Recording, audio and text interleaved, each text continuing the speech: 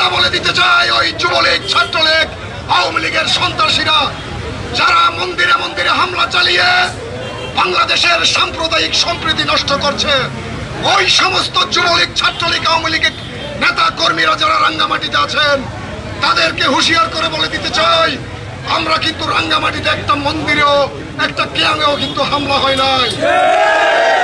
হাসিনা ভেবেছিল এইভাবে 2041 সাল পর্যন্ত ক্ষমতায় থাকবে, কিন্তু ছাত্র জনতা বুঝিয়ে দিয়েছে হাসিনা 24 ঘন্টার নোটিশে এই বাংলাদেশ থেকে পালিয়েছে। আমাদের রাঙ্গামাটির নেতা কর্মীরা আপনারা যে অত্যাচার করেছেন সেই আলোকে ষষ্ঠকারক পরিমাণের আমরা করি নাই।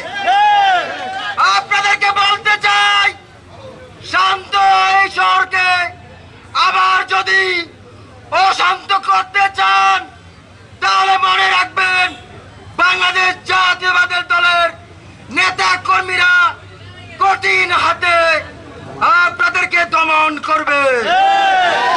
এই অন্যায় অবিচার যেটা বছরের পর বছর, যুগের পর যুগে যে অন্যায় অবিচারগুলো হয়েছে, এই বাংলার মাটিতে আমরা তার বিচার দেখতে চাই। এবং যদি সম্ভব না হয় আন্তর্জাতিক ক্রিমিনাল কোর্টে তাদের সেই বিচার হবে। অলরেডি প্রক্রিয়া শুরু হয়েছে, আমরা আশাবাদী। আমার প্রিয় ভাইয়া, বিপ্লবের প্রথম ধাপ সফলতার সাথে শেষ হয়েছে, কিন্তু আমাদেরকে এখন প্রস্তুত থাকতে হবে। দেশের অভ্যন্তরে বাইরে নানা রকমের চক্রান্ত করা হচ্ছে। এই চক্রান্তে আমরা ব্যর্থ হতে পারি না, এটা মোকাবেলা করব। যদি কোনো রকম সেই রকম কোনো ঘটনা ঘটে তাহলে বাংলার 16 কোটি মানুষ রাস্তায় নামবে।